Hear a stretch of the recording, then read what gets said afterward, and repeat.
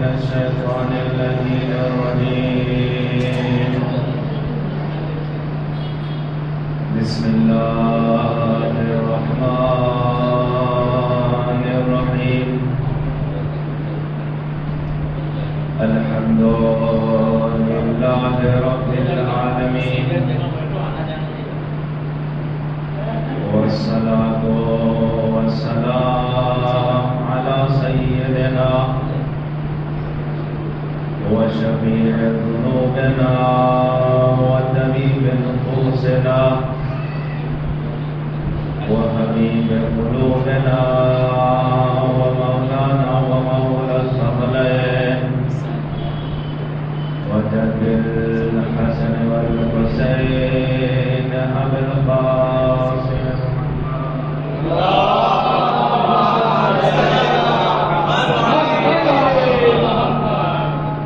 وعلى آله الطيبين الطاهرين المعصومين المظلومين،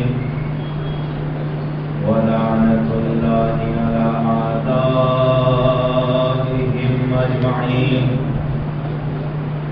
أما بعد، فقد قال الله تبارك وتعالى في القرآن المجيد والفرقان الحميد: بسم الله الرحمن الرحيم. من المؤمنين رجال صدقوا ما عاهدوا الله عليه، فمنهم من قضى نحبه ومنهم من ينتظر وما بدلوا تبديلا.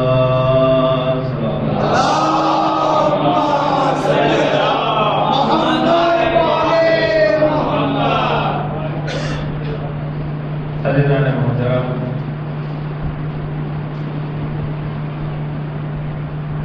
اس عشرے کی 10ویں اور آخری مجلس، جس میں حتی الامکان یہ کوشش کی گئی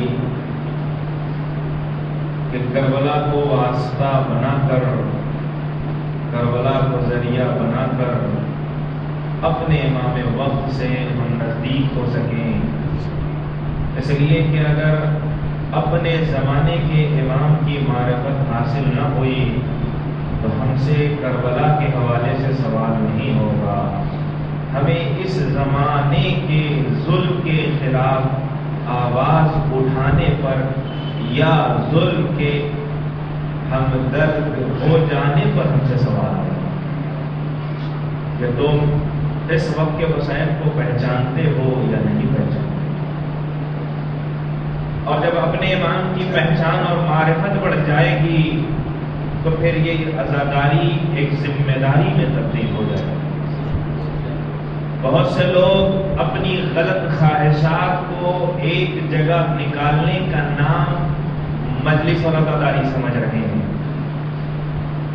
شراب حرام ہے، نام امام حسین پر پاک نہیں ہو سکتا. یہ چرس حرام ہے، عزاداری کے نام پر پاک نہیں ہو سکتا. یہ جو آج ایک کانسیپٹ ہے، لوگ اس پہ زیادہ زور دے رہے ہیں. کاش حلال غذا کھا کر اتنے باصلاحیت ہو جاتے، اتنے طاقتور ہو جاتے کہ رات بھر کی شب بیداری میں تھکن کا احساس نہ ہوتا. کب جب حلال رزق اگر پیٹ میں ہو، ورنہ اب لوگ تھکن بھی دیکھ رہے ہیں اور بازوؤں میں غلط چیزوں کا اثر بھی. یہ غلط ہے، ماحول بہت خراب. اگلا جو زمانہ آنے والا ہے 10 سال 15 سال کے بعد، اگر ہم نے اس عزاداری کو نہیں بچایا تو پھر آنے والی نسل یہ طے نہیں کر پائے گی کہ حقیقی عزاداری کیا ہے اور یہ بناوٹی عزاداری کیا ہے. ہر چیز کو خراب کرنے کے لیے کاپی پیسٹ دنیا نے کیا ہے. عزاداری اور مراجع کرام کی بنیاد پر آج شیعت زندہ ہے. دونوں کو خراب کرنے کرنے کے لیے یہی راستہ اپنایا گیا. دشمن آپ کو کسی اور میدان میں نہیں بہکائے گا. شراب خانے میں جتنے بھی شرابی ملیں گے وہ پہلے سے بہکے ہوئے ہیں، مگر دشمن کی کوشش یہ ہے کہ مسجد میں کسی کو شرابی بنا دو. عزاداری میں کوئی چرس کے نام پر اپنے آپ کو طاقتور بنا کر ماتم کرے تو اس کا مطلب یہ ہے یہ بھٹک گیا. اس کا مطلب یہ ہے کہ یہ اپنے ساتھ ساتھ اپنے امام وقت کا بھی دھوکہ، اپنے امام وقت کو بھی دھوکہ دے رہا ہے. اگر امام وقت کی معرفت نہیں ہوئی تو پھر عمل ہمارا کہاں جائے گا. اس عنوان سے ہم نے پوری کوشش کی کہ خدا کو راضی کر سکیں، اہل بیت اطہار کو راضی کر سکیں. اس لیے کہ اگر لوگوں کی مرضی پہ چلا جائے تو ہر انسان کی خواہش الگ الگ ہے. ایک دسترخوان پہ سب کو اگر آپشن دے دیجئے کہ یہ 10 لوگ الگ الگ آپ کیا پسند کرتے ہیں، یقین جانیے ہوٹل میں ایک کھانا نہیں آ پائے گا. اس لیے جو میزبان ہوتے ہیں وہ ہوشیار ہوتے ہیں، یا تنگ کرنے والے مہمان سے پہلے ہی پوچھ لیتے ہیں بھیا کھاؤ گے کیا، یا آپشن دیتے ہی نہیں بلکہ وہی جو رکھ دیا وہی کھاؤ، دوسرا کوئی آپشن نہیں ورنہ وہ ذلیل کر دے گا. اس لیے کہ آنے والے جو ہیں وہ اپنے اعتبار سے کسی کو کچھ اور پسند، کسی کو کچھ اور پسند. اگر لوگوں کی پسند میں انسان چلے تو کہیں نہ پہنچے گا. اس لیے ہم سب کی ذمہ داری ہے کہ ایک کی مرضی تلاش کریں. اگر اس کی مرضی پہ ہم کامیاب ہو گئے تو پھر دنیا میں مل جائے اور آخرت میں مل جائے. وہ کوئی اور نہیں ہے. لوگ زندگی میں کامیاب ہونا چاہتے ہیں نا. کامیابی الگ الگ لوگوں کے سامنے جھکنے کا نام نہیں ہے. بڑے اور پیسے والے گھمنڈی لوگوں کے سامنے ہاتھ پھیلانے کا نام نہیں ہے. ایک ایسی جگہ ہاتھ پھیلاؤ کہ جس کے بعد کہیں ہاتھ پھیلانے کی ضرورت نہ پڑے. اب ایک جوان جب بازو میں اس کے طاقت ہو جاتی ہے، جب اس کے پاس صلاحیت آ جاتی ہے، جب اس کے پاس ہر چیز موجود ہوتی ہے، اس وقت یہ اتنا بڑا فقیر ہو جاتا ہے کہ جب شادی کے لیے رشتہ لے کے جاتا ہے تو امید یہ رہتی ہے کہ یہ جہیز مل جائے، یہ مل جائے، یہ مل جائے، یہ جہیز مل جائے. بہت سی جگہ تو مانتے نہیں ہیں مگر خواہش اندر سے ہے. اور بہت سی جگہ پہ بدتمیز لوگ ہیں جو ذکر کر دیتے ہیں، وہ شریف نہیں ہے، وہ بدتمیز ہیں. اس سماج کے جو ایک لڑکی جو کمزور ہے اس کو ذلیل کرنے کے لیے اپنی خواہش کو ذکر کیا جائے. معاشرے کا بھی ظلم دیکھیے، کبھی غور کیجیے. پیسے والوں سے پیسہ مانگا جائے تو بہت اچھا ہے، فقیروں سے جا کر کہا جائے کروڑوں دو، یہ ظلم ہے. وہی حال جو بیچاری خود مجبور ہے، جس کی گھر کی پابندی ہے، وہ باہر کما نہیں سکتی اور یہ کمانے والا مرد وہیں جا کر منہ کھول رہا ہے. یعنی سوچنے کا مقام ہے کہ اگر جا کر زبان کھول دیا، یاد رکھیے اگر ایک لفظ بھی کہہ دیا کہ یہ تو ٹو ویلر چاہیے، اب آپ کو سمجھ لیجیے کہ جس شادی کی بنیاد حرام، یہ حرام ہے اگر ایک چیز بھی مانگی جائے. اگر شادی کی بنیاد حرام کام پہ ہو تو اولاد اچھی کیسے ہو جائے گی؟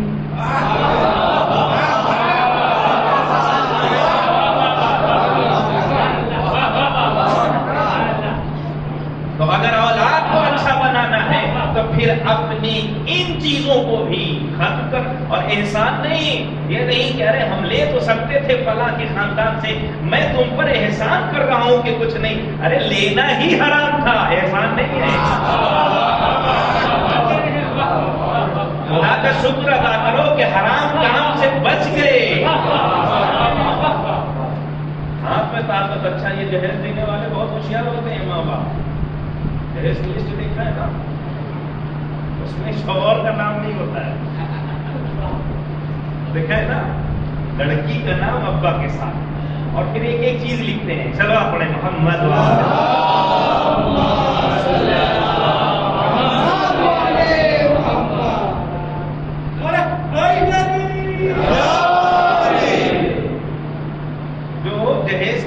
بنائی جاتی ہے نا، اس میں لڑکی کا نام رہتا ہے، لڑکی کا نام ابا کے ساتھ.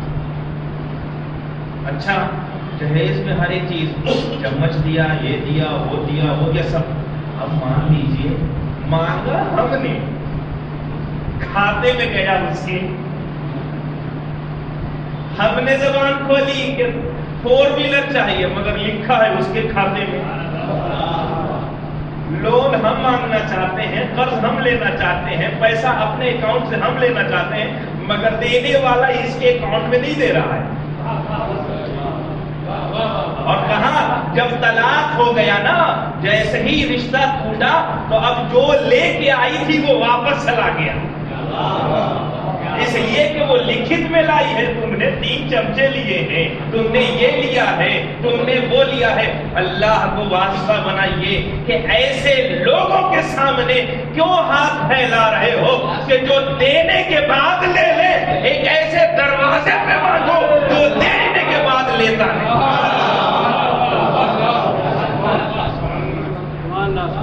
جو دینے کے بعد لیتا نہیں ہے، جو دینے کے بعد لیتا نہیں. یہیں سے اس ایک جملے سے ایک چیز کی وضاحت کر دوں.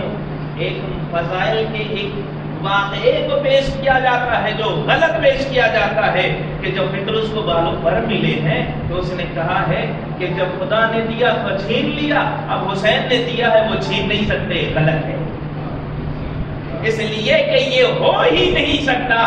جو حسین چاہے وہ خدا نہ چاہے.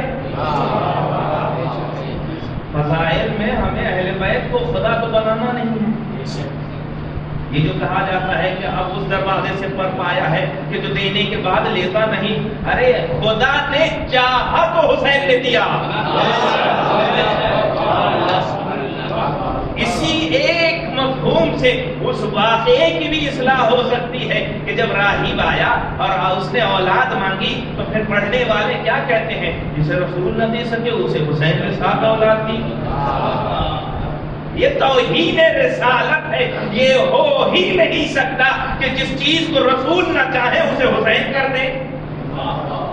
یہ ممکن ہی نہیں. اس کا مطلب یہ ہے کہ ہم سمجھ نہ سکے. اس واقعے کو بیان کرنے میں غلطی ہو گئی، اس لیے کہ جو حسین کی خواہش ہے وما تشاءون الا ان شاء اللہ، یہ وہی چاہیں گے جو خدا چاہے گا،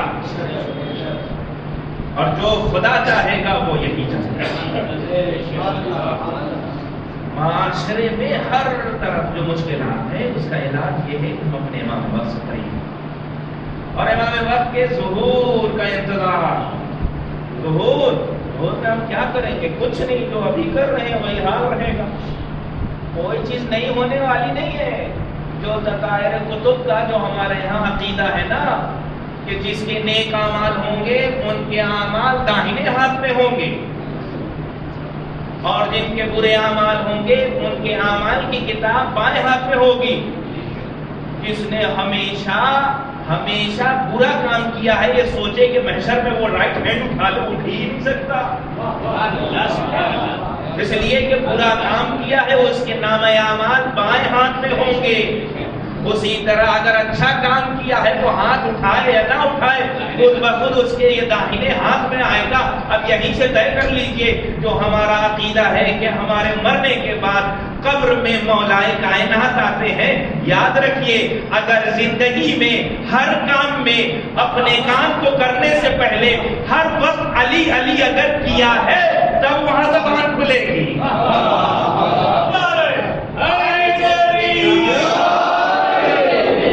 اور اگر ہر کام سے پہلے علی علی نہیں ہے اور سوچے کہ وہاں زبان کھل جائے مشکل ہے. اس لیے کہ الیوم نختم علی افواہہم، وہ دن وہ ہے جہاں منہ کو سل دیا جائے گا.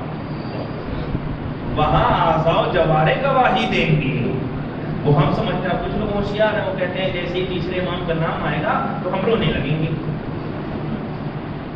اور یہ فرشتے سمجھدار ہیں، یہ مولا کا چاہنے والا ہے، ڈائریکٹ جنت میں.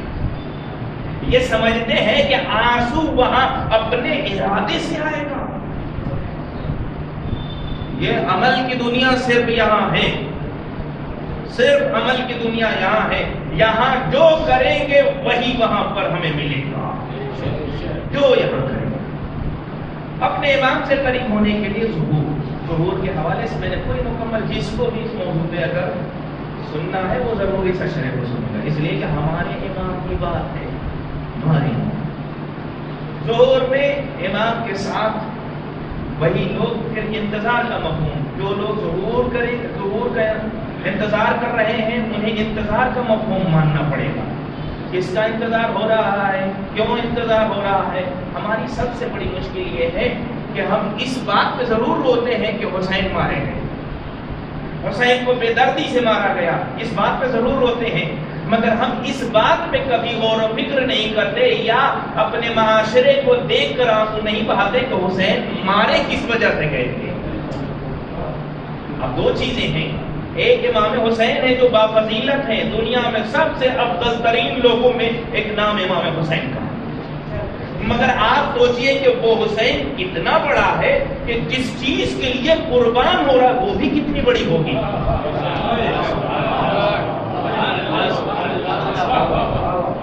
یعنی جو حسین اپنے گھر کو، اپنی اولاد کو، اپنے خاندان کو، اپنے اصحاب کو جو داؤ پر لگا رہا ہے، کس لیے لگا رہا ہے؟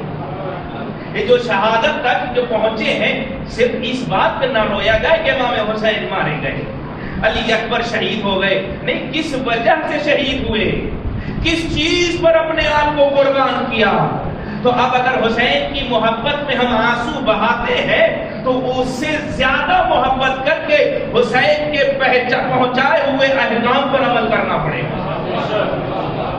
اب یہیں سے طے کرنا پڑے گا، اگر ایک حسینی ہے تو پھر وہ ظالم نہیں ہوگا، اگر ایک حسینی ہے تو وہ عادل ہوگا، اگر وہ حسینی ہے تو وہ حق کو عمل کرنے والا ہوگا، اگر وہ حسینی ہے تو ناانصافی کو پسند نہیں کرے گا، اگر وہ حسینی ہے تو تکبر اسے اچھا نہیں لگے گا، اگر وہ حسینی ہے تو سب کے لیے اچھا ہوگا، اگر وہ حسینی ہے تو گھمنڈ اس کے لیے نہیں ہوگا۔ تب جب اسے یہ سمجھ میں آ جائے کہ حسین جس چیز کے لیے شہید ہوئے وہ چیز بھی بہت اہم ہے، اگر یہ اسے احساس۔ اب یہیں پہ میں عزاداروں کو مخاطب ہو کے کہنا چاہتا ہوں، حسین وہ ہے کہ جنہوں نے اپنی شہادت نماز کے لیے دی ہے، تو اب نماز بھی افضل ہے۔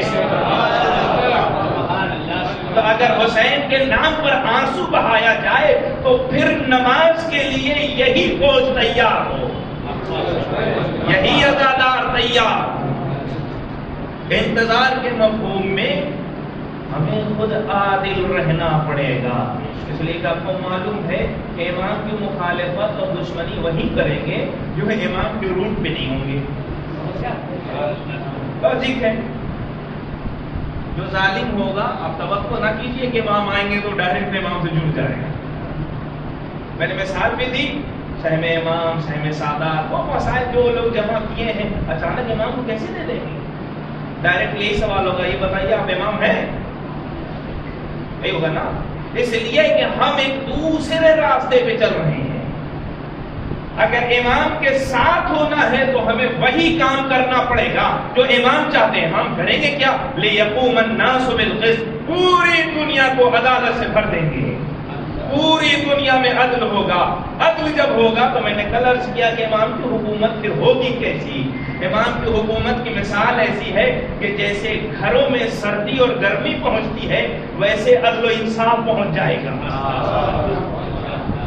عدل و انصاف ویسے گھر میں پہنچ جائے گا۔ یاد رکھیے، جب بھی عقیدے کی بحث آتی ہے تو عقیدہ کتنے ہیں؟ ہمارے اصول دین کتنے ہیں؟ 5، توحید، عدل، نبوت، امامت، ٹھیک ہے نا؟ 5 میں اگر دیکھا جائے تو خدا کی صفت، خدا کے 1000 نام ہیں نا، اگر جو شن کبیر کو لیا جائے، اگر قرآن کو لیا جائے تو 100 نام ہیں۔ جب 100 نام ہیں تو اللہ اپنا اگر اپنی پہچان کرانا چاہتا ہے تو قہاریت کے ذریعے نہیں، جباریت کے ذریعے نہیں، بلکہ عدل سے اپنی پہچان کرانا چاہتا ہے۔ اور یاد رکھیے، یہ ایک معلم اور شاگرد کے درمیان ایک رمز ہے۔ بیٹے کو اگر علم سے قریب کرنا ہے تو کہیے یہ جو پڑھاتے ہیں نا یہ بہت مہربان ہے، یہ نہ کہیے گا یہ جلاد ہے، وہ جائے گا نہیں، جلاد نہ کہیے گا اس لیے کہ وہ جائے گا ہی نہیں۔ عدل ہے. عدل یہ ایک ایسا مفہوم ہے کہ اسی عدالت کی بنیاد پر بہت سے لوگ, اللہ کیسے لوگوں کو جہنم میں ڈال دے گا؟ اللہ اپنی عدالت کی بنیاد پر لوگوں کو جہنم میں ڈالے گا. اللہ کی خواہش نہیں ہے کہ لوگ جہنم میں جائیں, یاد رکھیے گا. خدا کی خواہش نہیں ہے. اس لیے کہ میں نے عرض کیا تھا کہ جب امام اگر امت میں آتا ہے تو وہ اپنے ایک بھی امتی کو ہٹکتا ہوا نہیں دیکھنا چاہتا. یہ بہت خراب لوگ تھے جو رسول کا ساتھ نہیں دے رہے تھے. رسول نے انہیں اپنے ساتھ مدینے میں اکثر و بیشتر رکھا کہ اب ہدایت ہو جائے, اب ہدایت ہو جائے, اب ہدایت ہو جائے.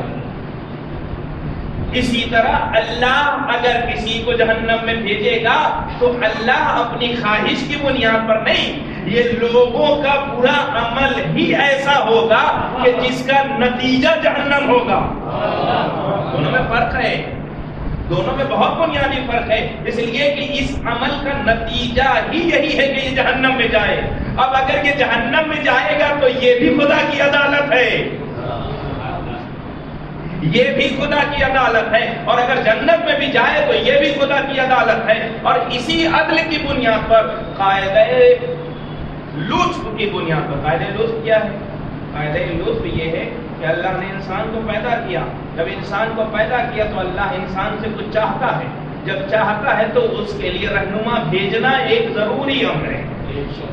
جب ضروری امر ہے رہنما کا بھیجنا تو اسی عدالت کی بنیاد پر یہ ثابت ہوگا کہ نبی کا ہونا ضروری ہے. اسی عدالت کی بنیاد پر یہ ثابت ہوگا کہ امام کا ہونا ضروری ہے. اور اتنا ہی نہیں, یہ دنیا ہے, یہاں اگر 2 کا مرڈر کرو گے تو ہو سکتا ہے بی جے پی گورنمنٹ میں تمہیں جیل نہ ملے, مگر وہاں قیامت ہے. وَمَن يَعْمَلْ مِثْقَالَ ذَرَّةٍ خَيْرًا يَرَهُ.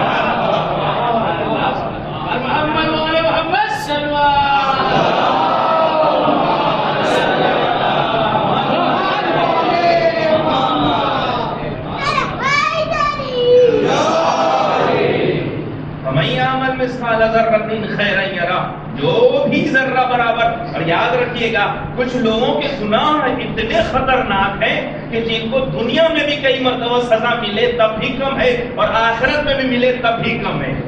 اس مسئلے کو حل کہاں کیا جائے گا؟ رجعت کے عقیدے سے.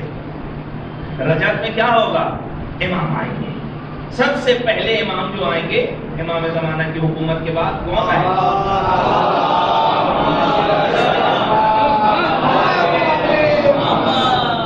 امام حسین علیہ السلام آئیں گے نا.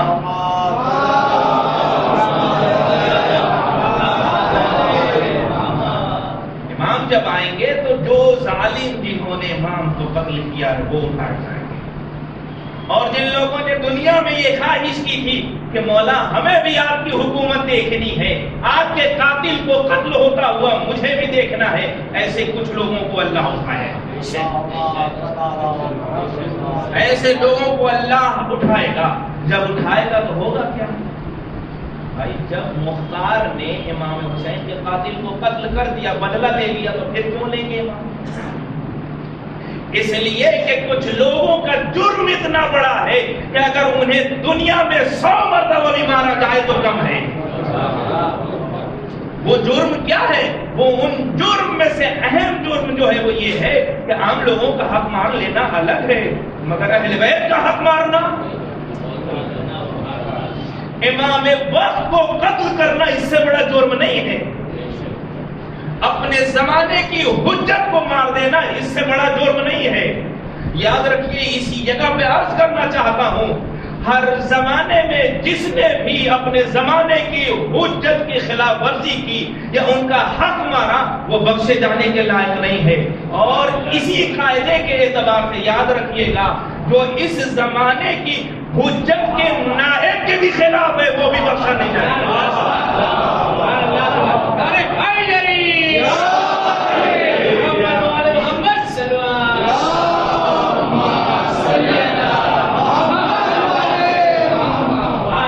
جس نے امام حسین کو قتل کیا اسے پھر امام ماریں گے, حالانکہ مختار نے بدلہ لے لیا.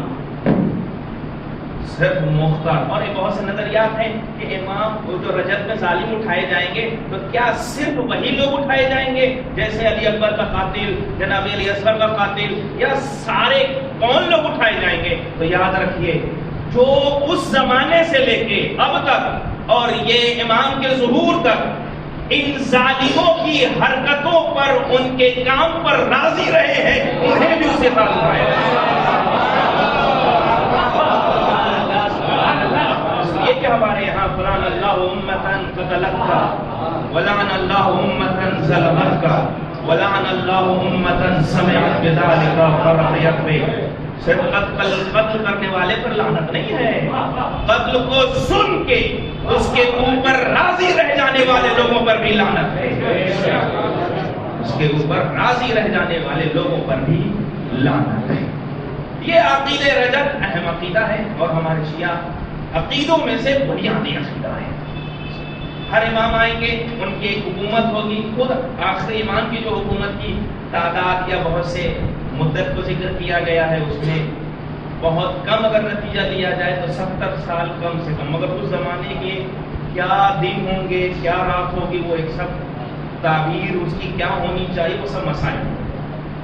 اس کے بعد ہر معصوم کو اٹھایا جائے گا اور ہر معصوم کی حکومت ہوگی، اس لیے کہ یہ زمین بنائی گئی ہے حجت خدا کے وجود کے لیے، اور جب تک یہ وعدہ پورا نہیں ہوگا تب تک قیامت نہیں آنے والی.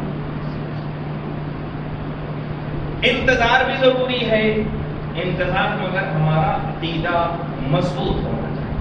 اگر امام عدل کے لیے آئیں گے تو ہم ظلم نہ کریں. ظلم کئی قسم کا ہے، اس ظلم میں سے ایک ظلم میں اپنی طرف نسبت دیکھیں. آپ سب آئے ہیں حقیقی دین کو سننے کے لیے، میں آپ کو گمراہ کر دوں یہ بھی میں بھی لگا کے ظالم ہوں. یہ منبر، مسجد، محراب سب جگہ یہ مسائل ہیں. یتیم کا اگر حق مارے جا رہے ہیں تو ظالم ہے.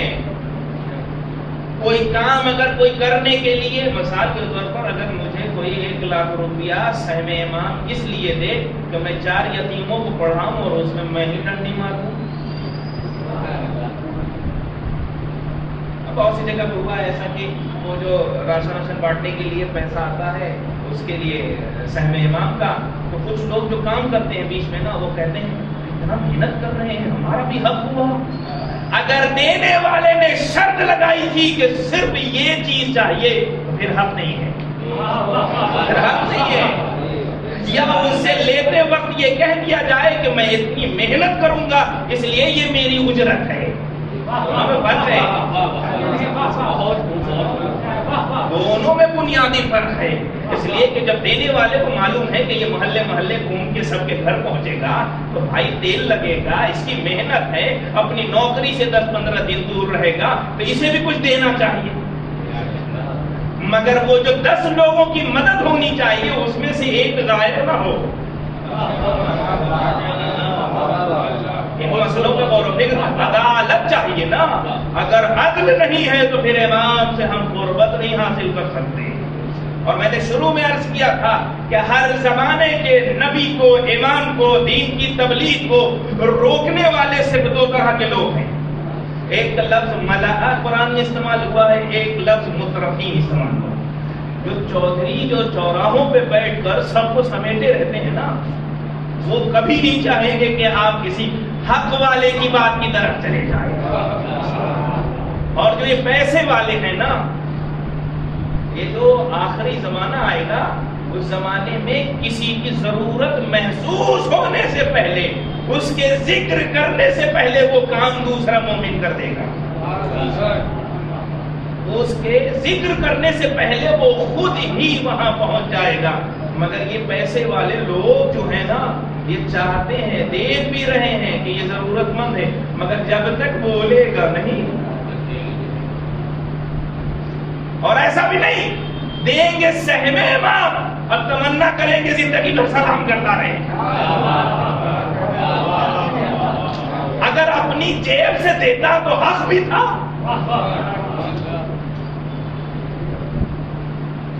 عدالت اگر نہیں ہوئی تو پھر سارا عمل برباد ہے۔ کربلا اور عاشور میں ایک گہرا رشتہ ہے۔ ہم عاشور کے دن ایک جب مومن سے ملتے ہیں تو ایک فقرہ پڑھتے ہیں، عظم اللہ اجورنا بمصاب الحسین علیہ السلام۔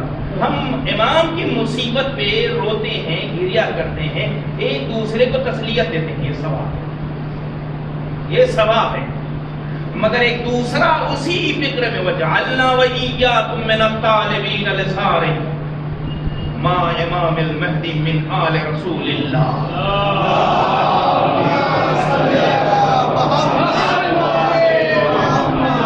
اور دوسرا جو بنیادی کام ہے، بنیادی کام عادل جوادی عاملی اس طرح بہت اشارہ کرتے ہیں، وہ کہتے ہیں جیسے ماہ مبارک رمضان میں انفاسکم فیہ تسبیح، اس مہینے میں تمہاری سانس کی تسبیح ہے، تو پھر دوسری جگہ ارشاد ہوتا ہے کہ محرم کے مہینے میں بھی سانس لینا تسبیح ہے، محرم میں غم بھی منانا یہ بھی تسبیح کے مانند ہے۔ کب؟ جب روح کی پرورش ہو جائے، جب روح کی تربیت ہو جائے۔ اس لیے یہ عزاداری بہت بڑی ذمہ داری کا نام ہے۔ اگر کربلا نہ ہوتی تو شاید ظہور سمجھ میں نہ آتا، اس لیے کہ 11 اماموں میں سب سے اچھے اور سب سے بہترین صحابی امام حسین کو ملے۔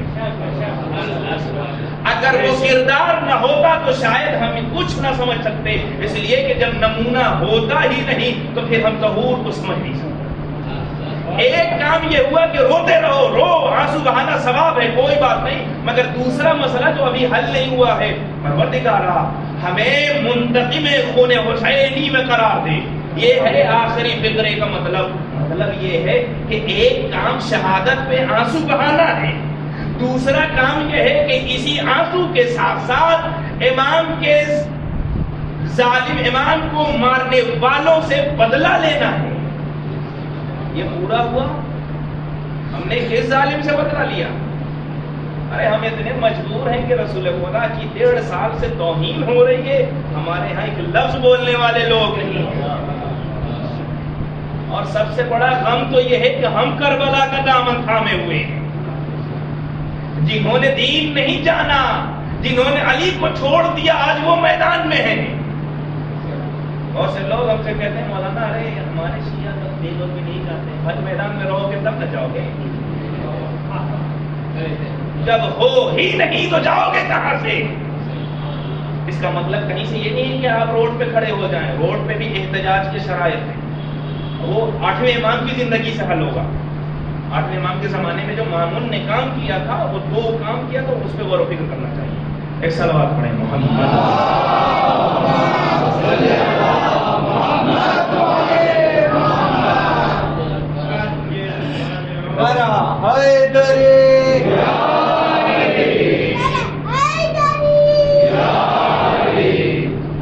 بہت تیزی سے آپ اپنے اس آخری مرحلے کو طے کروں کہ امام کا ساتھ وہی لوگ دیں گے جنہیں عدل پسند ہوگا۔ اب سمجھ لیجئے کہ جب امام کی حکومت ہوگی اور ہر طرف عدل کا بول بالا ہوگا تو اب وہاں کسی بھی طرح کا لوٹ پاٹ، کسی کا حق مارنا، کسی پہ ظلم کرنا، یہ سارے مسائل حل ہو جائیں گے۔ کیوں؟ اس لیے کہ سب کے پاس عدل ہوگا، سب انصاف والے ہوں گے۔ کربلا ہمارے لیے مقدمہ ہے، کربلا سے ظہور کا بڑا گہرا رشتہ ہے۔ ہم زیارت عاشورہ میں بھی پڑھتے ہیں اور اکثر دعاؤں میں کہ ہم منتقم خون حسین جو ہیں اس کا بدلہ لے سکیں۔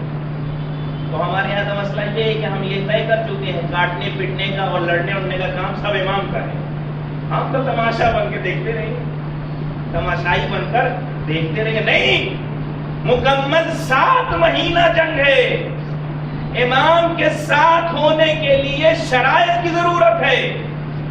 ہمیں بھی تلوار اٹھانی، تلوار سے مراد اسلحہ اٹھانا پڑے گا، ہمیں بھی جنگ کے لیے ہو سکتا ہے ہم بھی شہید ہو جائیں، اور اس سے بڑا امتیاز کیا ہوگا کہ اپنے امام وقت کے ساتھ ہم شہید ہو جائیں۔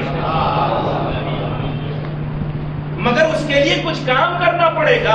313 میں نہیں جا سکتے, کم سے کم 10,000 یا 12,000 تک پہنچے. 10,000 12,000 تک نہیں پہنچ سکتے, کم سے کم 70,000 جو امام کے لشکر میں لوگ ہوں گے ان میں چلے جائیں. اچھا کچھ نہیں, جس کام کو کرتے ہو اس کام میں وفا کر دو, جس کام میں ہو اس کام سے وفا کرو. اس لیے کہ امام کے لشکر میں دھوبی کی بھی ضرورت ہے, باورچی کی بھی ضرورت ہے, ہر چیز کی ضرورت ہے. میں نے اسے عرض کیا, بہت تیزی سے عرض کر رہا ہوں. کون لوگ ہیں جو امام وقت کا ساتھ نہیں دے سکتے؟ پہلا, جو حق پر نہیں ہے وہ کبھی بھی حق کا ساتھ نہیں دے گا. اب یہ حق کی بھی تعریف عجیب طرح سے ہونی چاہیے. اب سمجھ میں نہیں آتا, ہر آدمی اپنے آپ کو حق سمجھتا ہے. ہر آدمی, امام نے فرمایا کبھی بھی شخصیت سے حق کا پتہ نہ لگانا, حق سے شخصیت کا پتہ لگانا. دونوں فرق ہے. یہ نہیں کہ یہ ہے تو سب اچھا ہوگا, نہیں, یہ حق ہے, اس پہ جو چلے گا وہی اچھا ہے. شخصیت سے ہمارے اور بنی امیہ کے درمیان یہی نا فرق ہے کہ وہ شخصیت پرست ہیں اور ہم حق پرست ہیں. جس کی دلیل کربلا میں جیسے ہی حق کی بات آئی تو علی اکبر نے کیا کہا, کیا بابا ہم حق پر نہیں ہیں؟ الست علی الحق, کہا ہے. امام حسین کا جواب بھی عجیب, کہا اگر ہم حق پہ نہیں ہیں تو کون حق پر ہوگا؟ اگر ہم حق پہ نہیں ہیں تو پھر کون حق پر ہوگا؟ یاد رکھیے, کبھی اس طرح سے نہ سوچیے گا کہ علی اکبر بیٹا ہونے کی وجہ سے امام حسین کا ساتھ دے رہے تھے. رشتوں سے اوپر کا نام ہے کربلا. رشتے بہت سی غلطیاں کر جاتے ہیں, مگر یہ امام وقت کی معرفت ہے جہاں پر علی اکبر نے کہا بابا اگر آپ حق پر ہیں تو اب چاہے موت ہم پر آئے یا ہم موت پر جائے. معیار حق کو بتایا اور یہاں پہ یہ بھی طے کر دیا کہ میں جس کا بیٹا ہوں وہ بھی حق پر ہے اور میں خود حق پر ہوں. دو کام کیا ایک ہی وقت میں. دوسرا کون ہوگا جو امام کا ساتھ نہیں دے گا؟ جسے عادل پسند نہیں ہے, جو عادل نہیں ہے, جسے انصاف پسند نہیں ہے, بس لوٹنے کھسوٹنے کا کام ہی اس کی زندگی بھر ہے, وہ کبھی ساتھ نہیں دے گا. تیسرا کون انسان امام کا ساتھ نہیں دے گا؟ جو دنیا پرست ہوگا. جو دنیا پرست, امام نے چلتے وقت کہا تھا نا الناس عبید الدنیا, ان کی زبان پر یہ صرف دین ایک کم وقت کے لیے ہے, اور جیسے ہی ان کا ٹیسٹ کیا جائے تو قلت دیانون, دیندار بہت کم ملیں گے. اس لیے یہ مجلس میں بیٹھے ہوئے سب لوگ جو نعرہ لگاتے ہیں اس سے دین کا طے نہ کیجیے گا, یہ بہت اچھے دیندار ہیں, بہت بڑے عزادار ہیں. نہیں, ان سے 2 مرتبہ بزنس کر کے دیکھیے. اگر وہاں جھوٹ نہیں ہے, وہاں دھوکہ نہیں ہے تو سب صحیح ہے. اس لیے کہ ہمارا امام انسان کو انسان کی زندگی میں اچھا بنانا چاہتا. یہ سجدے کے نشان دیکھ کر کبھی دھوکہ نہ کھائیے گا. اس کا مطلب بے نمازی نہ ہو جائے, ڈر لگتا ہے.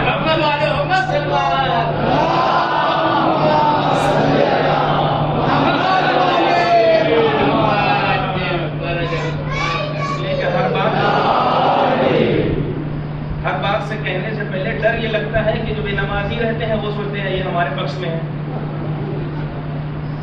ہمیں سب کام کرنا ہے جو حسین نے ہمیں دیا ہے, اور جسے امام حسین چاہتے ہیں اسے انجام دینا پڑے گا. جو دنیا پرست ہوگا وہ کبھی بھی امام وقت کا ساتھ نہیں دے گا. اور یاد رکھیے, اگر دنیا کے چکر میں کوئی امام وقت کا ساتھ چھوڑ دے تو نہ اسے دنیا ملتی ہے نہ آخرت. وہ کیسے؟ مثال آپ کے سامنے ہمارے ساتھ کو دیکھ لیجئے. جس نے کیا کہا تھا, رائے کی حکومت کو حسین کا قاتل قرار پایا, صرف رائے کی حکومت, مگر اسے کچھ نہ ملا. اور جس نے حکومت کو ٹھوکر مار کر حسین کے لشکر کو اپنا مقدر سمجھا اسے سپاہیوں نے چھوڑ دیا، مگر حسین نے اس گنہگار کو علیہ السلام بنا دیا۔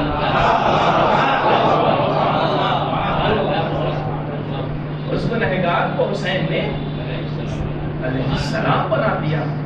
یہ ہر زمانے میں بہت سے لوگ کہتے ہیں کہ پیسہ جس کے پاس ہے ہونا چاہیے، اس کا بھی غلط مفہوم نہ لیجیے گا، پیسہ ہونا چاہیے، مگر پیسے کے ساتھ ساتھ جناب خدیجہ کی توفیق مانگیے گا، ورنہ یہی پیسہ فرعون اور حامان بناتا ہے۔ پیسہ ہونا چاہیے، زیادہ ہوگا تو آج 2 لوگوں کی خدمت کر رہا ہوں، 10,000 لوگوں کی خدمت کروں گا۔ ہونا چاہیے، مگر فکر سنجیدہ، فکر اچھی ہونی چاہیے۔ یہ وہ لوگ ہیں جو امام کا کبھی ساتھ نہیں دے سکتے۔ اچھا، امام کے ساتھ دینے والے لوگوں کی صفات کیا ہونی چاہیے؟ بہت تیزی سے، انہیں ولی خدا کو ہر وقت ماننے کا یہ حوصلہ ہونا چاہیے، جو کہہ دیا ہے اس پر عمل کرنا ہے۔ مولا عباس کی فضیلت میں نے عرض کی تھی کہ وہ شجاعت نہیں ہے کہ جو تلوار چلاتے تھے، یہ نہ، مولا عباس کی سب سے بڑی فضیلت یہ ہے کہ جس وقت کے لیے انہیں پالا گیا تھا اور وہیں پہ امام نے کہا خیمے کو ہٹا دو، یہ ہے مولا کی فضیلت۔ میں نے جو مولا عباس کی زندگی پر غور و فکر کیا ہے، بس یہی نتیجہ ہے۔ ورنہ میں یہ عرض بھی کرتا ہوں کہ کوئی ایسا ایک بھی بچہ بتائیے جو امام حسین سے ملا ہو اسے شجاعت نہ آئی ہو۔ قاسم بھی شجاعت میں ماہر تھے، علی اصغر بے زبانی میں بھی ماہر تھے۔ یعنی یہ اگر کسی کی تعریف کی جائے کہ 9 لاکھ کے لشکر کو اپنے آنکھوں پہ روک دیا تو یہ حسین سے ملنے کا کمال تھا۔ یہ امام حسین جو مرکز ولایت ہے نا، اس سے اگر کوئی بھی ذرہ ملے گا آفتاب خود بخود ہو جائے گا، یہ خود بخود ہو جائے گا۔ مگر مولا کی جو سب سے بڑی خصوصیت ہے وہ یہ ہے کہ جس عباس کو یہ کہا گیا ہو کربلا کے لیے، کربلا کے لیے، کربلا میں جنگ کرنی ہے، کربلا میں جنگ کرنی ہے، مگر کربلا میں جب دیکھا جائے تو کوئی ایسا منظر نظر نہیں آتا جس میں مولا عباس کو جنگ کے لیے تیار کیا جا رہا، کہیں نظر نہیں آتا۔ آخر میں اجازت بھی ملی ہے تو پانی لانے کی، پورا نظریہ دنیا کا بدل دیا کہ جو لوگ یہ کہتے ہیں کہ حسین کربلا جنگ کرنے کے لیے گئے تھے، یہ جنگ کرنے نہیں گئے تھے، انسانیت کو زندہ کرنے کے لیے گئے تھے۔ یہ جو جنگ، اب یہیں سے ہم ذرا اندازہ لگائیں کہ ہم ولی خدا ولایت کو کتنا مانتے ہیں۔ بس ہمارا مجتہد ایک فتویٰ دیتا ہے، اچھا نہیں لگتا، ہم ولی خدا آخری حجت کے نائب کے ایک ایک مسئلے پہ اپنا چہرہ بناتے رہتے ہیں، اور کس کے ماننے والے ہیں؟ مولا عباس کے۔ کب یہ اطاعت آئے گی؟ کب سر جھکا کے ہم کہیں گے جو آپ نے کہا ہے بس ماننا ہے؟ اور اگر آج کے سماج کو سامنے رکھا جائے نا تو امام پہ جب ظہور ہوگا تو یہ امام کی مانیں گے نہیں، امام کو جا کے مشورہ دیتے رہیں گے، مولا یہ ہونا چاہیے، مولا یہ ہونا چاہیے۔ یہ مراجع کرام کی توہین اگر کوئی کر رہا ہے تو وہ اصل امام وقت سے بھی دور ہے۔ وفاداری ہونی چاہیے، بصیرت ہونی چاہیے، بصیرت، ایسا بصیر دنیا میں نہیں ملے گا۔ وہ کون؟ اگر ہمیں 2 روپیہ زیادہ مل جاتا ہے ہم ایمان بیچ دیتے ہیں، کچھ لوگ تو پیسہ لے کے بیچتے ہیں، کچھ لوگ فری میں بیچ رہے ہیں۔ بھائی عزاداری ہماری ایمان کو مضبوط کرنے کا نام ہے نا۔ میں آپ سے پوچھتا ہوں، اگر کوئی زندگی بھر عزاداری کرے اور اس کے کھانے کمانے کا کوئی راستہ نہ نکلے تو کسے کوسا جائے گا؟ دین یہ نہیں کہتا کہ دن بھر تم عزاداری کرتے رہو، اپنے آپ کو مضبوط کرو گے تب کہیں دین کے کام آؤ گے، ورنہ ہمیشہ دوسروں کے سامنے ہاتھ پھیلاتے رہو گے۔ یہیں پہ ایک بات کہنا چاہتا ہوں، اس پہ غور کیجیے گا۔ میں یہ نہیں کہتا کہ آپ مجلسیں نہ کریں، مجلسیں ضرور کریں، عزاداری ضرور کریں، مگر یاد رکھیں اگر دن بھر میں 10 مجلس ہو رہی ہے تو مجلس کرنا واجب ہے یا مستحب؟ سوال کا جواب واجب اور مستحب میں یہ فرق ہے کہ واجب چاہے کچھ بھی ہو صبح کی نماز پڑھنی ہے کوئی کہے رضا خانے والا کہ صبح کی مجلس میں تمہارا آنا واجب ہے، ٹائم رہے گا چلا جاؤں گا، نہیں ہوگا نہیں جاؤں گا۔ دن بھر میں اگر 10 مجلس ہو رہی ہے تو ضروری نہیں ہے کہ ہر مجلس میں جایا جائے، مستحب ہے نا، مگر ایک مجلس میں شرکت کرو تاکہ امام حسین سے قریب ہو جاؤ، ایک مجلس میں۔ مگر اس کا مطلب یہ نہیں ہے کہ ایک جوان کو یہ سمجھایا جائے جہاں اسے پڑھنے کا زمانہ ہے، جب اس سے پوچھا جائے بھائی کرتے کیا ہو تو اس سے یہ نہ کہا جائے کہ میں، اور وہ بھی آج کل یہ جو کہا جاتا ہے کہ میں امتحان کی فکر نہیں کرتا، ارے صرف مولا کا مطلب مولا کا ماتم کرتا ہوں، عزاداری کرتا ہوں، مولا کامیاب کر دیں گے۔ آپ بتائیے اگر ایگزام پیپر میں خالی لکھ کے چلے آئیں تو پاس ہو جائیں گے؟ باللہ امام کو بدنام نہ کیجیے، محنت ضرور کیجیے۔ اب یہاں چھوٹے بچوں کے لیے ایک مشورہ ہے، مجلس اگر ہو رہی ہے تو ایک مجلس میں خلوص کے ساتھ شرکت کر لیں،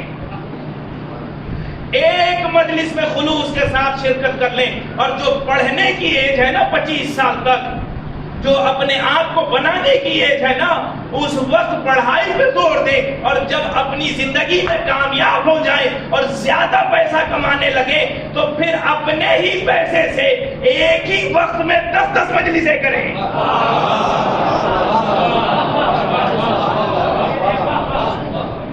ایک ہی وقت میں، ایسا نہیں کہ جس وقت اسے پڑھنا چاہیے تھا، جس وقت اسے سنورنا چاہیے تھا، اس وقت لوگوں نے کہہ دیا دن بھر مجلس کرو، دن بھر مجلس نہیں، پڑھو گے تب کہیں حسین کو پہنچا پاؤ گے، پڑھو گے تب کہیں حسین کو دنیا تک پہنچا پاؤ گے۔ لوگ نعرہ حیدری لگانا چاہتے ہیں نا، ہر جگہ چاہتے ہیں نا کہ ہر جگہ نعرہ حیدری لگے، کچھ نہیں کیجیے۔ جتنے باپ ہیں یا جن کی اولاد آنے والی ہے وہ ایک کام کریں، وہ کام کیا ہونا چاہیے؟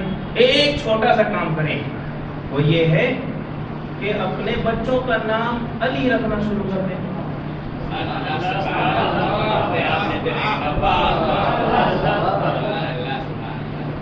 جب سب بچوں کا نام علی ہوگا تو جب کسی کو بھی بلایا جائے گا تو نعرہ حیدری خود بخود لگے گا۔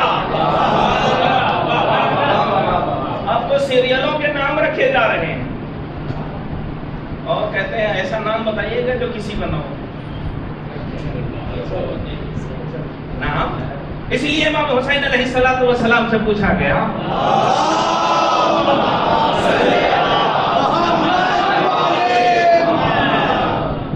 مولا آپ نے اپنے سارے بیٹوں کا نام علی کیوں رکھا اور ساری بیٹیوں کا نام فاطمہ کیوں رکھا؟ مولا کا جواب، مولا یہ کہتے ہیں کہ میں نے، اگر خدا مجھے 100 بیٹے دیتا تو میں سب کا نام علی رکھتا، اور اگر خدا مجھے 100 بیٹیاں دیتا تو میں ساری بیٹیوں کا نام فاطمہ رکھتا۔ پوچھا کیوں؟ کہا جس زمانے میں دشمن میرے بابا کے نام کو مٹانا چاہ رہا تھا،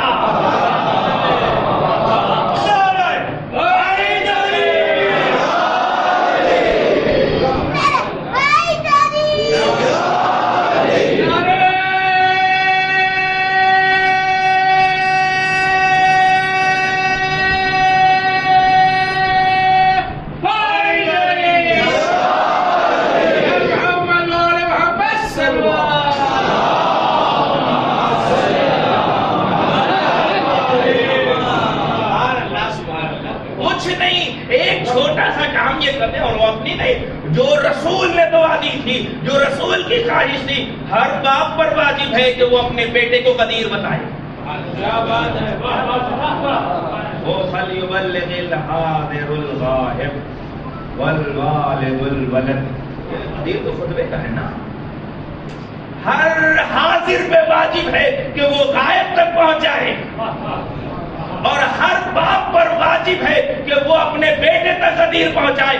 اور اگر کسی باپ نے اپنے بیٹے کو غدیر نہیں بتایا تو وہ بہت بڑا خائن ہے، بہت بڑا خائن ہے. اس لیے کہ جو علی کی سیرت، علی کی پیروی، علی کو ماننا اگر نہ سیکھ سکا تو یقین جانیے وہ پھر کسی چیز کو نہیں سیکھ سکتا.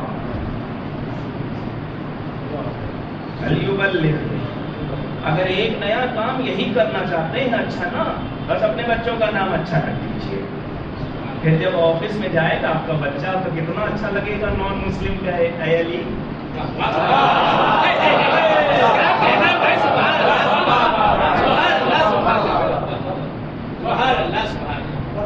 ہو سکتا ہے کہ آپ کے اپنے بیٹے کا نام علی رکھنے کی وجہ سے کسی انسان کو بہت بعد میں ہدایت کا راستہ مل جائے گا. یہ اگر ہم صرف ایک چھوٹا سا کام کر دیں، اگر باپ ہونے کے ناطے کربلا سے عاشور کا، کربلا سے ظہور کا رشتہ بہت گہرا ہے. اسی لیے امام حسین علیہ السلام نے قیام کہاں سے شروع کیا؟ مکے سے. مکے سے امام قیام کی طرف چلے ہیں نا. اور یاد رکھیے گا حسینی اور یزیدی فکر میں کیا فرق ہے. حسینی وہ فکر ہے، یزیدی فکر یہ ہے کہ جب اپنے پہ بند پڑے نا تو دین کو قربان کر دو. کیا ہوا؟ جب حملہ ہونے لگا تو دشمن اپنے آپ کو بچانے کے لیے اس نے خانہ کعبہ کو ذریعہ بنایا، جس کا نقصان کیا ہوا؟ ارے اس آگ سے خانہ کعبہ جلنے لگا.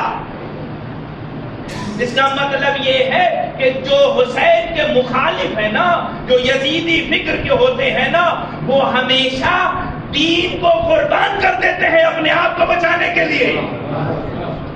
مگر جو حسینی ہوتے ہیں نا، یہ حسین کا کمال ہے، حج کو عمرے سے تبدیل کرنا، صرف کس لیے کہ کہیں ایسا نہ ہو کہ میری وجہ سے یہ خانہ کعبہ کی بے حرمتی ہو جائے. اور امام حسین نے اپنے قیام سے یہ بھی طے کر دیا کہ دیکھو خانہ کعبہ جس کا ہے اسی کو یہ احساس ہوتا ہے کہ اس کو بچایا کیسے جائے.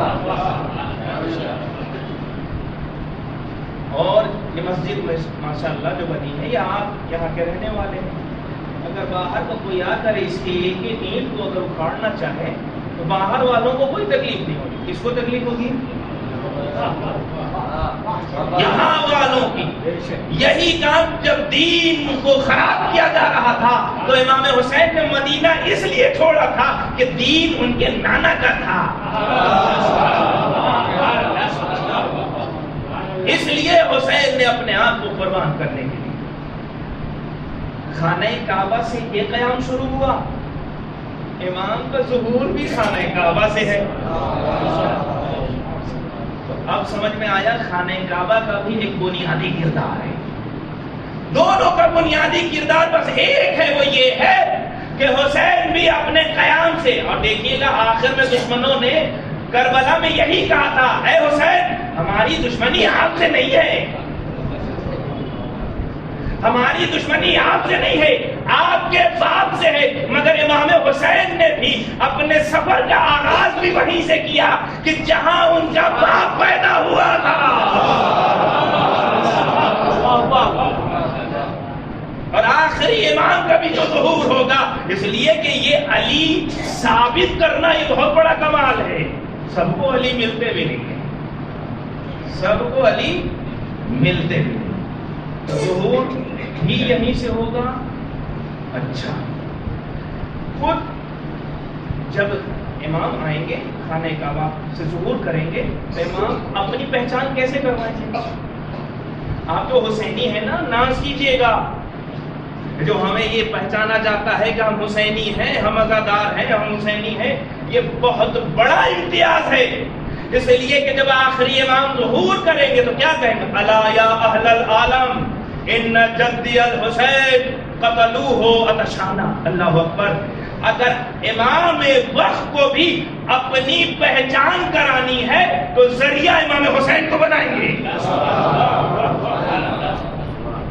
کہیں گے کہ میرے جد امام حسین کو قتلوہ عطشانا، پیاسا شہید کیا گیا. یعنی اس سے دو کام ہوا، اس جملے سے دو کام ہوا. ایک یہ طے کر دیا کہ میں حسینی ہوں، اور دوسرا یہ بھی بتانا چاہ رہے ہیں یاد رکھو ہم جتنے بھی یزیدی ہیں انہیں چھوڑیں گے بھی نہیں. اس لیے کہ قتلوہ عطشانا، انہیں پیاسا شہید کیا گیا. جو نسبت ذرا غور فکر کریں، رسول کی پہچان بہت طریقے سے ہو سکتی تھی. رسول کون ہے؟ جو حج لائے، حج کا حکم بتانے والے کو رسول کہتے ہیں. رسول وہ ہے جو نماز کا حکم لے کے آئے. رسول وہ ہیں جو یہ کیا. مگر رسول بھی جب اپنی پہچان پہ پہنچے ہیں نا، حدیث آپ کے سامنے ہے، حسین منی وَأَنَا مِنْ حُسَيْن، میں حسین. اگر ایک طرفہ کہہ دیتے تو سب کہتے ہیں ٹھیک ہے کوئی بات نہیں ہے، مگر رسول نے یہ کہا کہ میں بھی حسینی ہوں. اب آپ کے حسینی ہونے پر دو سیرت اور سنت سمجھ میں آئی کہ اگر آپ اپنے آپ کو حسینی کہتے ہیں تو آپ رسول کی بھی سیرت پہ ہیں اور آخری امام کی بھی سیرت پر ہیں. ایک صلوات پڑھیں.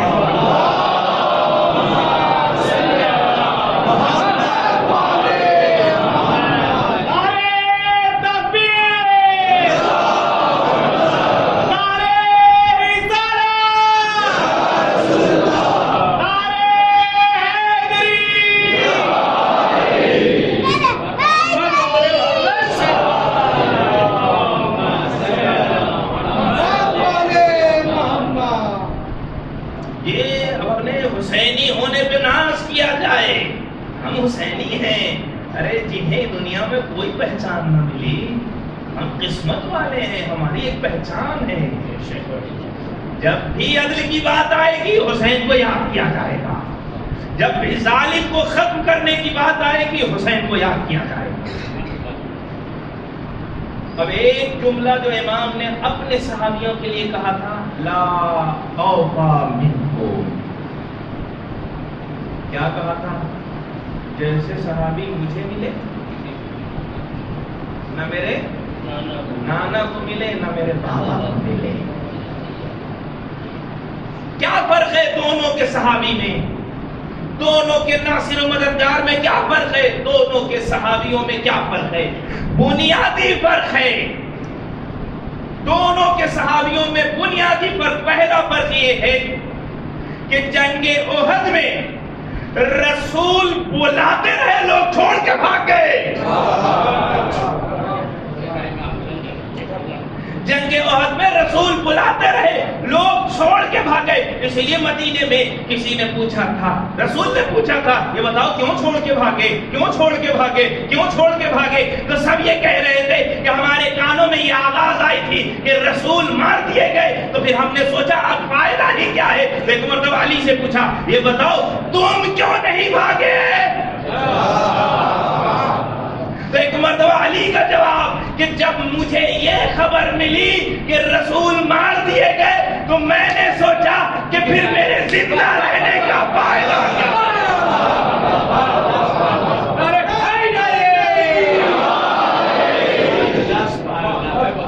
پھر میرے زندہ رہنے کا فائدہ کیا ہے؟ یہ ایک صحابی وہاں چھوڑ کے بھاگ رہے ہیں. ذرا حسین کے صحابی، شب عاشور چراغ گل ہے، چلے جاؤ.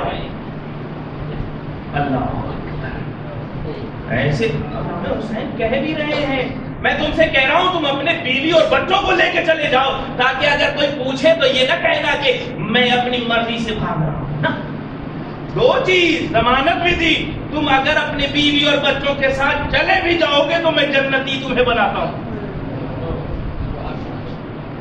یہ دو، ایک دوسرے یہ کہ تم جا سکتے ہو، تم پر اختیار ہے۔ اللہ اکبر۔ جب یہ چراغ کو روشن کیا گیا تو ایک بھی جانے والا نہ ملا، مگر یہی امام حسین رات میں کہہ رہے ہیں سب سے چلے جاؤ، اور دین کے اجالے میں کہہ رہے ہیں حل من ناصر ینصرنا۔ رات میں بھگا رہے ہیں اور دن میں بلا رہے ہیں، کیوں؟ سب آگے آ جائیں اگر دھیرے دھیرے۔ آج آخری مجلس ہے۔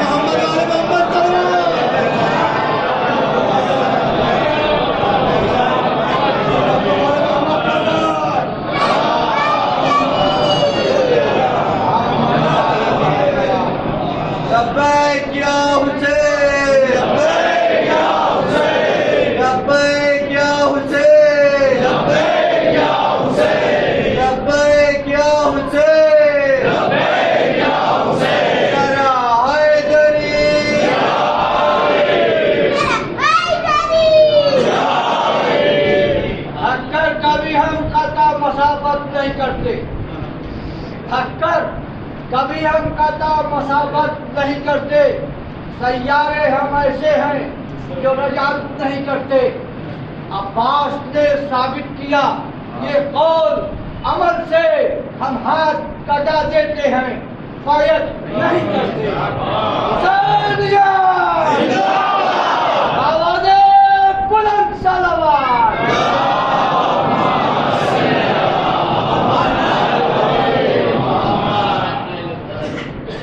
وجہ کیا ہے؟ رات میں کہہ رہے ہیں جو چاہے چلا جائے، راستہ بھی بتا رہے ہیں کہ دیکھو اگر جانا چاہتے ہو تو اپنے بیوی بچوں کو لے کے چلے جاؤ، مگر دین کے اجالے میں کہہ رہے ہیں حل من ناصر ینصرنا، آ جائے جو چاہے وہ آ جائے۔ کیوں؟ اس لیے کہ حسین یہ بتانا چاہتے تھے کہ کوئی بھی غلط آدمی میرے لشکر میں رہنے نہ پائے، اور دن کے اجالے میں یہ نصرت کا دعویٰ کر کے یہ بتانا چاہ رہے تھے کہ کوئی بھی اچھا آدمی غیروں میں رہنے نہ پائے۔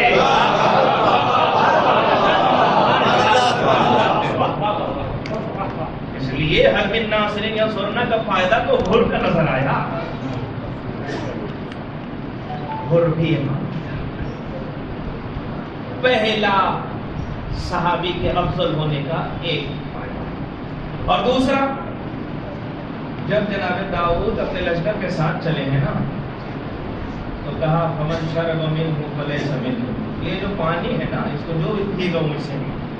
لوگوں کی تھکن نفل کے لیے کہا اچھا ٹھیک ہے الا من اغترف غرفۃ بیدہ، اگر کوئی ایک چلو اگر پیے تو کہا۔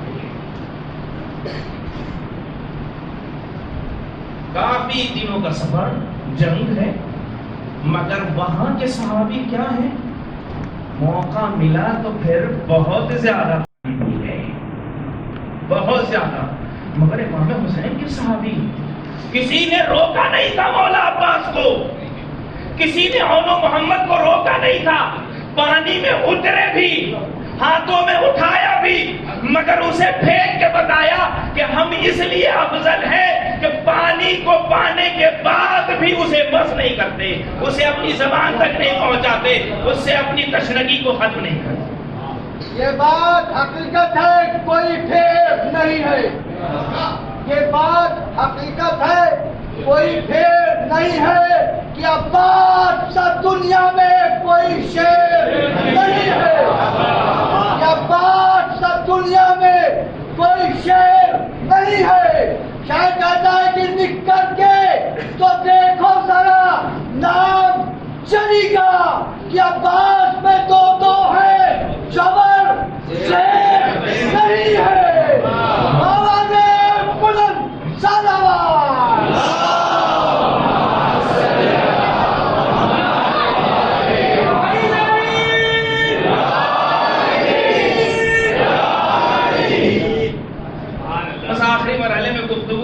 کہ اگر یہ اس اشرے سے، حالانکہ آپ بہتر جانتے ہیں کہ جب تک ہم یہ اندر سے احساس نہیں کریں گے کہ ہمارے اندر یہ پرابلم ہے، تب تک نہ ہمیں علاج کی ضرورت ہے نہ دوا کی ضرورت ہے۔ ایسے ہزاروں اشرے آپ سنتے رہیں گے، اور اگر بدلنے کی نیت نہیں ہے تو کوئی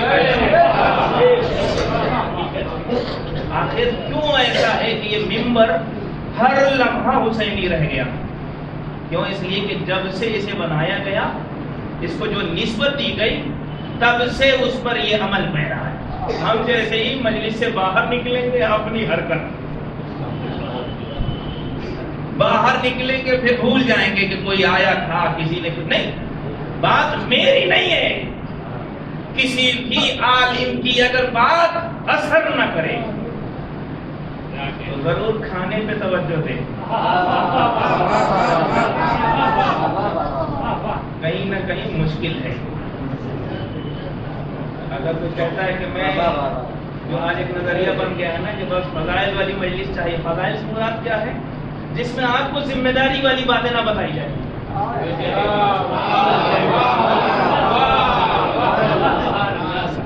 اس لیے ان لوگوں کو بہت اچھا لگتا ہے کہ مولا کائنات پہلے آسمان پہ. آسمان کی بات ہے نا، ہم سے کیا لین دین ہے؟ ہم سے کیا لین دین ہے؟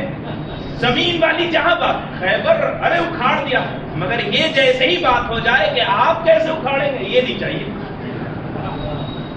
آپ ہمیں ذمہ دار نہ بنائیے. اس طرح سے جو فضائل کا ڈیمانڈ کیا جا رہا ہے، اس میں کہیں نہ کہیں سوچنا پڑے گا کہ کہیں کھانے میں تو مشکل نہیں ہے.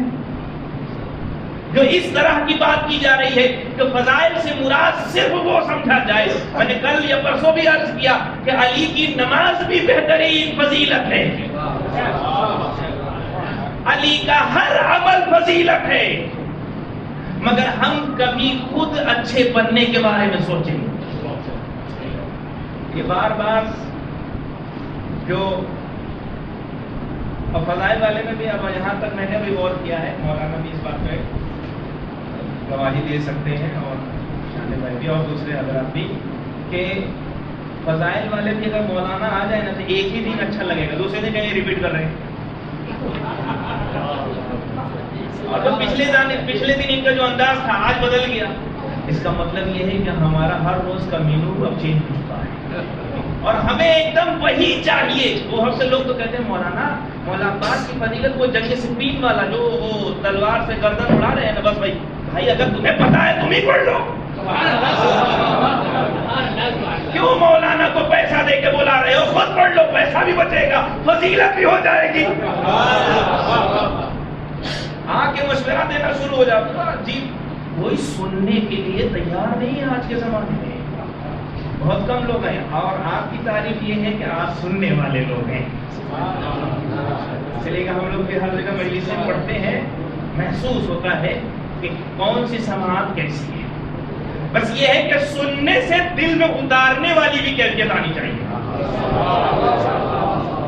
ورنہ ہر سال 10 محرم گزرے گی اور ہم ویسے ہی یزید کے ساتھی رہ جائیں تو پھر کوئی فائدہ نہیں. ہمیں کل کے بھی یزید کو برا بھلا کہنا ہے اور آج کے بھی یزید کو برا بھلا کہنا ہے. صرف کل پہ لعنت پڑھا جائے اور آج کو چھوڑ دیا جائے، یہ غلط ہے. کل کے مظلوموں کے اگر ہم ہمدرد ہیں تو آج کے بھی مظلوموں کے ہمدرد ہمیں بننا پڑے گا. اور وہ کب ہوگا؟ جب ہم اپنے نفس کو پکڑ کے یہ احساس کرائیں بھائی بہت مریض ہو. جب تک احساس نہیں ہوا نا. اچھا بیماری صرف یہ نہیں ہے کہ سردی بخار زکام ہو جائے. روح کی بیماری تبرک بانٹ کے سمجھتے ہیں ہم سے اچھا تبرک بانٹنے والا کوئی نہیں. مجلس پڑھ کے میں سمجھوں کہ مجھ سے اچھی کوئی مجلس پڑھنے والا نہیں. ماتم کرنے میں سب سے تیز ماتم کر مجھ سے اچھا کوئی ماتم کرنے والا نہیں. سب کی بیماری الگ الگ اسٹائل کی ہے، سب کی بیماری. مگر یاد رکھیے کوئی بھی اسکول روح کی بیماری کا علاج نہیں بتاتا. یہ صرف یہ امام حسین کا کرم ہے جو عزاداری کے ذریعے ہماری روح کی بیماریوں کا علاج بتایا جاتا ہے. ایک ہی وقت میں روح کا بھی علاج، جسم کا بھی علاج. تبرک جسم کا علاج ہو گیا اور ہر لفظ کو تبرک برکت والے. آپ اگر چوری کے پیسے سے تبرک کرتے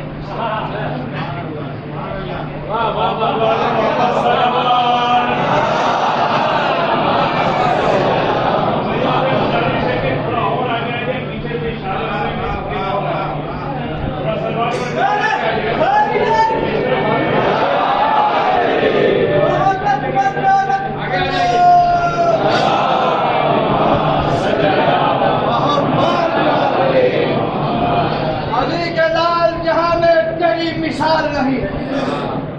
علی کے لال جہاں میں تیری مثال نہیں، تیری حیات کے شیشے میں کوئی بال نہیں.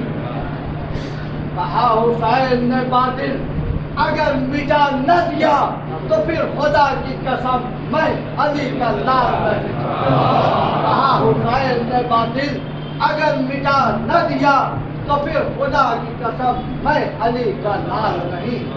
یزیدیت کے ہواؤں سے تو لشک جائے، حسینیت کے درختوں میں ایسی ڈال نہیں. حسینیت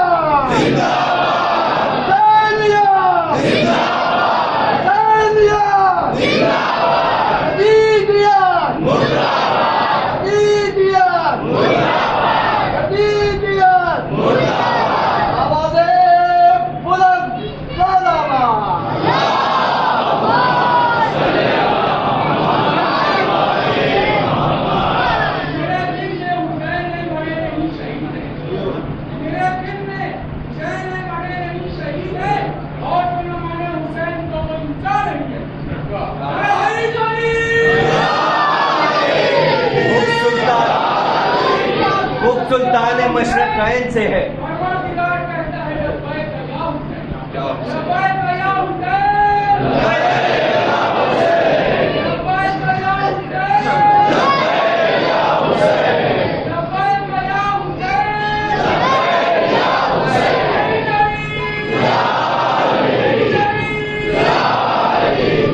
بغض سلطان مشرقین سے ہے.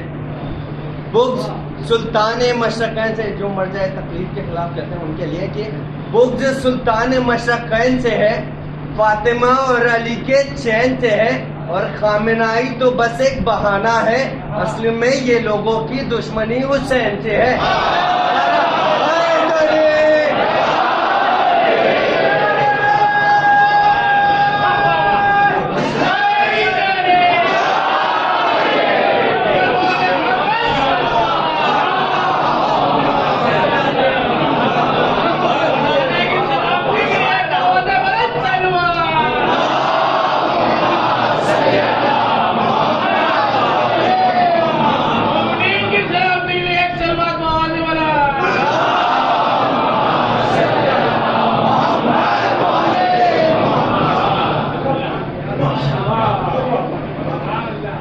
بس آخری مرحلے میں ایک دو جملے بچے ہیں، اسے عرض کرنا چاہتا ہوں. ایک سوال پڑھے محمد.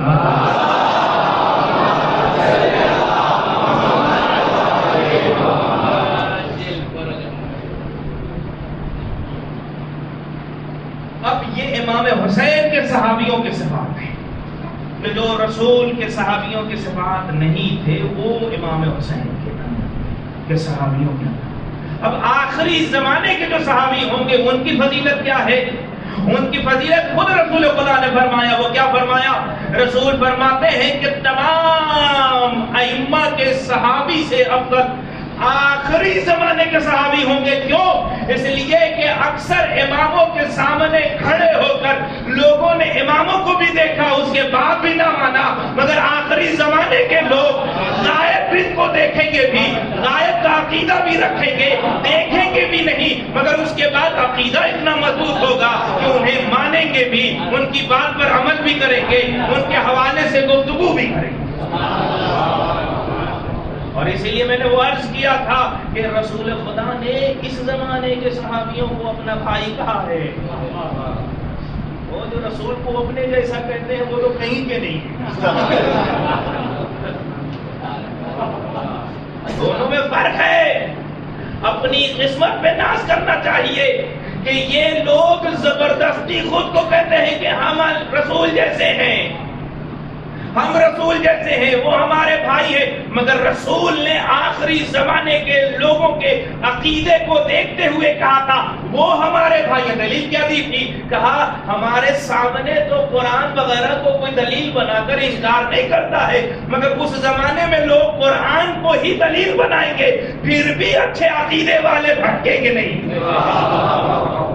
اس لیے اس زمانے میں رسول خدا نے اس زمانے کے لوگوں کو اگر امام وقت کی معرفت حاصل ہو جائے تو ہماری عزاداری میں جان آ جائے.